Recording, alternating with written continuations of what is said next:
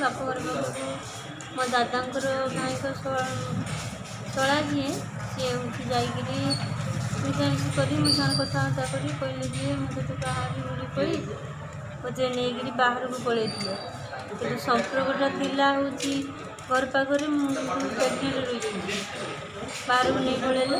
तापर मुझे कहली कि मैं तुम घर जन कहले आम घर जन भाज सागर कथा करें भौणी सागर कथा करें जो कहले हूँ तो समस्त सागर कथा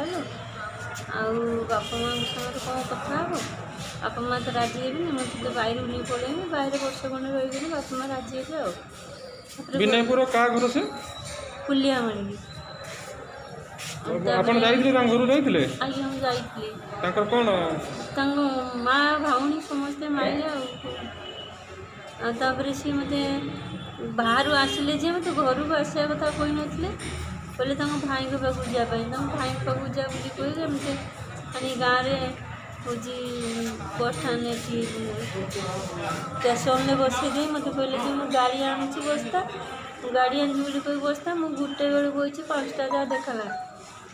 तो गाय भी खापर मुझे आसली घर को जाए बाटर सरपंच भाभी कहली सरपंच कहली जे बोले तू घर को जी